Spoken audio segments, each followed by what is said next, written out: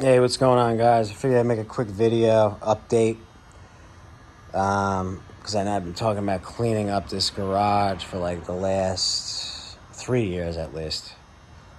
So I found out that the accumulation was actually only 7 years, not a decade. It had been 7 years. But anyway, I got done over here about a month ago. What you see here, that'll be gone, sold once I'm done. That tractor will still be here, but that could always go over here when necessary, or I could put a cover on, put it outside if I'm in here. But at the moment now, I do have access to my tool cart. I started bringing some tools. I have some cabinet space. I have this table space here, which is a solid steel table on flat concrete with the vise. This really comes in handy, especially when you need to punch something out and you need a good solid stable surface. This is much better than any other setup I have, having to go downstairs at one outside on that table that shifts. I've got a desk now with working space, and this is a nice desk. This is this had to have been an engineer's desk. I'm gonna guess GM Linden, if I had to guess. But these two drawers, I have them. The one slides in. The one needs the tracks replaced, and then if I wanted to, I could have both drawers back. But for now, I've got mower wheels in there. But this, I've got extra work room here. Still have the one drawer, the center drawer, and then this is nice. This whole thing pops out. Let me see if I can get this. Here we go. Once that's up, this thing's firm. So if I wanted to, I could even bench test engines right here. All I gotta do is drill a hole for the shaft and then the mounting hole points, and I could bolt an engine right here and test it right here. So that's nice. Everything's organized now. As you can see, there's still a decent amount of stuff, but had to have been 15 truckloads of metal out of here and at least 10 loads of plastic and other garbage out of here. So that one corner has got basically snow blowers, which I'm not going to do anything with until at least the winter. Some baggers, right? The engines, a lot of them, they're still good. Well, they're basically all still good, where the parts on there are still good. And believe me, I did get rid of a lot of them. And over here, so engines, tractor parts, engine parts, transaxles.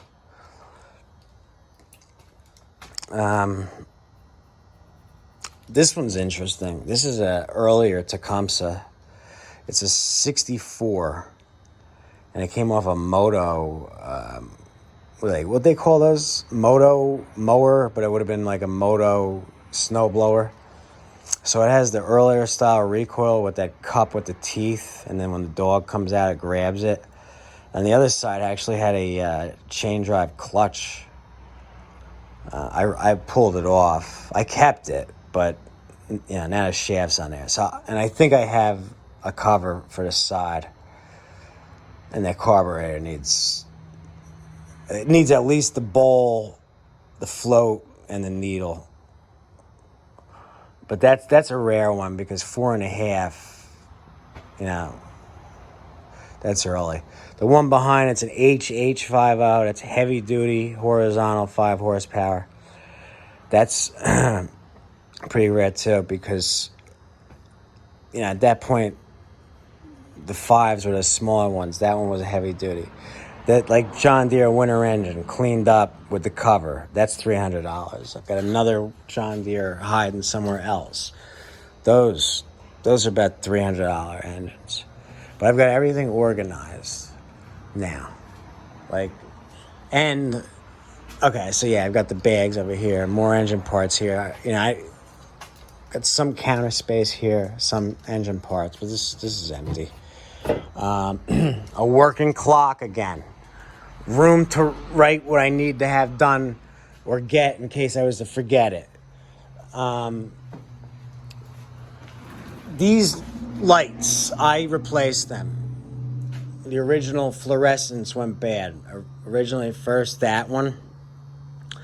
And then, so I tried to fix the fluorescent one, but it was being a real pain in the ass. And after about a half an hour going up and down the ladder trying to get the thing to work, I could get it to turn on, but then as soon as I shut the light off, and then when I went to turn it back on, it wouldn't go back on. So after about 30 minutes going up and down that ladder, I was starting to get pretty pissed. So I took a step back for about 5 minutes, thought about it, said, you know what, I'll just go to Home Depot and see what they got and buy a new one. And then I had that replacement one up in 5 minutes. 2 weeks later, the other fluorescent light went bad. So I just did the same thing, swapped them both out. So now I got modern lights. Okay. So now I can work efficiently. Rain, snow, or sunshine, hot or cold. I've got the roof over my head. I've got the AC for the summer. I've got the kerosene heater for the winter. The one on the bottom's electric and gas, either or. So that's good. I'll be more efficient. And now I don't have to worry about what the weather is. I'll be cool in the summer, warm in the winter, roof over my head. And then the only other thing really to mention about that is the garage itself is going to need some infrastructure work. Like I could change out these curtains eventually, but this isn't a house. This is a workshop garage. So so just for the privacy. But the roof is starting to leak a little bit and puddle. So I've already sacrificed too much time because I didn't realize it would take this much time to clean up. So I'm not going to do it right away, but probably over the winter I'm going to have to replace the roof and a couple pieces of the plywood to stop that. Then probably next year I'll repaint the outside. I do have a camera hooked up now with sensor motion that live feeds to my phone. So, just in case anybody did notice where this garage was, and if they decided to come do something stupid or throw trash out in front of the place, and they were somebody I knew, they're going to face the consequences for it now. So, a lot of people, I'm over here by the main road, so a lot of it could just be assholes that litter, that do it, because I'm always constantly picking up garbage. One person that does it's an alcoholic. I always get those little one-shot bottles. Not recently, but they were scattered all over. So finally one day, I took every one of them and I lined them up against the curb. So this way, it was known, basically putting that guy on notice. If you're gonna throw them there, now the cops are going to know that some drunk is driving by here and throwing liquor bottles out the door. So that kind of stopped. And then, actually, what was it? I think it was in 2023. Over in the front, there was used hypodermic needles shoved into the the side of the ground. And I'd never messed with them. And, they were used, they weren't covered. So, I don't know if it was just some asshole that happened to be walking by did that, or somebody did that on purpose. But, I don't like freaking touching that stuff, that stuff. But I was real careful, grabbed them, threw them in the trash, got them out of here. So we're not going to have any more of that. If anybody tries to do anything stupid over here, they're just going to end up getting locked up. All right, so I've got this place secure. And here, I'll show, besides in here, all right, over here, this was all full. Remember, this was all filled up too. I cleaned all this out, all these tires, a lot of them that were in there, I stacked up over here in a way that the rain can't, fill up into the rims. Some mower wheels, some decks that are still good, like Craftsman. Those are all 42. That's a 54 Craftsman. Cleaned up and, everything. I have the other pieces for it. That deck's worth like at least $300, maybe $350. One MTD Craftsman, MTD, and one older 38 Craftsman. And a few hoods. A couple of these hoods, are worth, some money. And then, if I needed to use any hood, I kept a couple of them. I got rid of a lot of them. So, just figured I'd show that. It took just about 2 months of cleaning this place up. I finished in here about a month ago, and then now I'm over at my backyard. Almost done over there.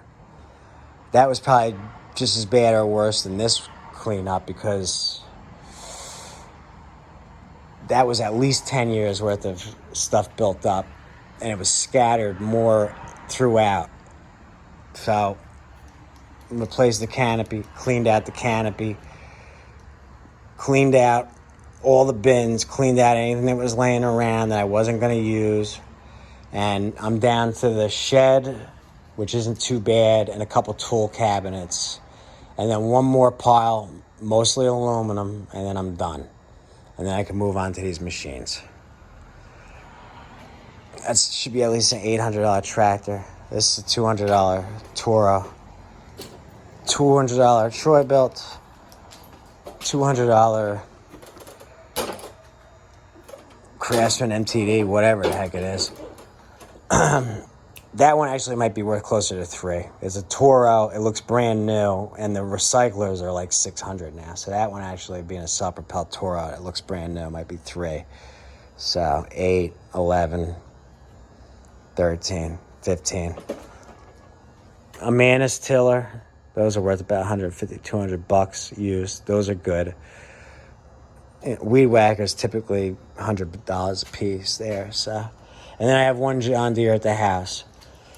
The steering needed to be replaced. I already had the components for it, which I found in here. The hood on those newer ones have plastic ears that come out as hinges that break off.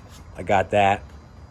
And then I know when you go to turn the key, it doesn't turn over, which is most likely a safety switch. It's not being engaged or failed. So once I fixed those issues on that one, it's got a running V-twin Briggs, and it drives, and I think even the mower that turned, everything else on it was still in good shape. But then after that, it just needs a good cleaning, and that should be an $1,100-$1,200 machine. So that's what I'm looking to get back into finally. This has been mundane. This was all mundane, mindless work, but it had to be done. So this way now I can be more efficient. And once you're more efficient, you're more productive. And once you're more productive, you're more successful. Because I couldn't work that way anymore. It had to be done. So I sacrificed time to get this done versus selling immediately, say mid-March to right now. 2 months, a little over 2 months, I could have been selling stuff already. I had to sacrifice for this because now, it's going to pay off in the end with the productivity, knowing where everything is.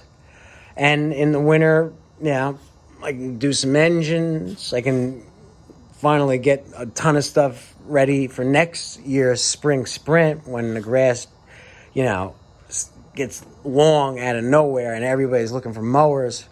Boom, that's when you really hit it and do good. So, I figured I'd show it because it was a job. It was definitely probably the hardest, just like pain in the butt thing to have to deal with because, like I said, it took so long. It was so much cleaning up. And it was just that mundane, mindless work where, you're not solving issues. Finding out what's, you're not using your mind, So I don't, I know I cleaned up one garage when I was younger. But with that one, it was just get rid of everything. So it didn't matter. It wasn't like, okay, what am I saving? Where is it going? Grouping lots of stuff together. It wasn't like that. It was all going and it got done quicker. And I was younger. I was in my like late 16 maybe. Who knows? So that got done within a week, but that was like, it was all going to the trash. So it didn't matter. It wasn't like organizing things. Now I have everything organized. A place to sit, a desk to sit at. So it's going to make a big difference. And I've learned. Because, there was a lot of stuff in here that I kept that was never going to get used. So now I know what to keep, what not to keep. And I know not to let things get out of control. You know what I mean? Like, you can have a certain amount of stuff in line, ready, but you just don't let it get out of control like that. You know what I mean? Because that's what it was. And it was only 7 years worth of crap. It wasn't even a full decade. 2018. Sometime, it must have been, 2018. And it's 2025. It was 7 years. So, basically, it was 7 years. And the backyard, that was a little bit further back. That was 10 years or a little longer worth of stuff. But I'm almost there. It was a hell of a job. But now that I'm done with it, in the end, it's going to pay off. And I feel a lot better about it because it's finally all gone and, coming together. And there you go. That's what it's all about. So, this is how it looks. Attic, too. When I got it, this garage originally, I had never cleaned out the attic. So, up there was a ton of oil filters because the guy and they were, never used. Guy that was in here before used to work on cars on the side. A ton of those old mechanical fuel pumps that had the aluminum bodies. So the vise came in handy for that because I was able to take all those apart for the aluminum pretty easily. Pile them up for the aluminum because that's really only where the value's at. I don't really scrap, but I used to scrap when I was younger, like 10 years or plus ago. I do some scrapping. Now I don't really do it. The only reason I really did it now was because I know I had so much stuff built up. And when it comes to scrap, heavy and light isn't really even worth doing it. If you have aluminum, brass, copper, stuff like that, yeah, it's worth it. But for all that other stuff, it wasn't really worth it. But, I still ended up getting at least at this point $500-600 worth of scrap metal out of the 15 truckloads of metal I took out of here, not including the 10 truckloads of plastic, cardboard, garbage, this, that, So, but I've got, hopefully, it's only one more truckload left, and it's mostly aluminum. So that final one should be a decent payout, and then it's done. Hopefully, I don't, unless I end up with a bunch of scrap copper, wire, or pipe. Hopefully, that's the last time I ever have to go to a scrapyard again.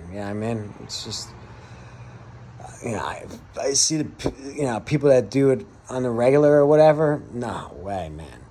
First of all, it's not worth it, and it's just, I don't know. It's just, I like to use my mind now. You know what I mean? I like to be engaged. I like to solve and fix problems and run a business, fix and flip things, and on occasion do a repair here and there. I don't like to do these mundane tasks where you're basically brick by brick moving stuff out, and there's no, heavy usage of the mind, in-depth use of the mind. It's just a mundane, mindless task, but it had to be done, and it was worth it in the end. So, because I'm past that labor, doing that labor work and that type of stuff. I did that when I was younger, and that's fine. Certain things, snow removal, that's decent money. I still do a little bit of that.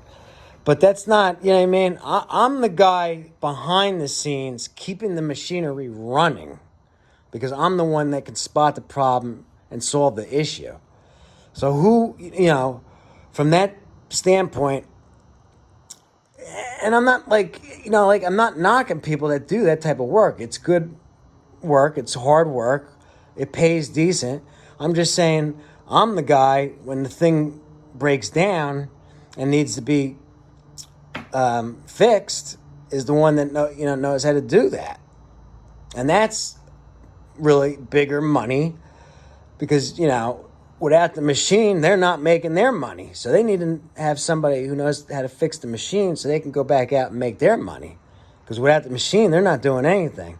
And if they don't know how to do that technical work themselves, they got to bring it to someone like me.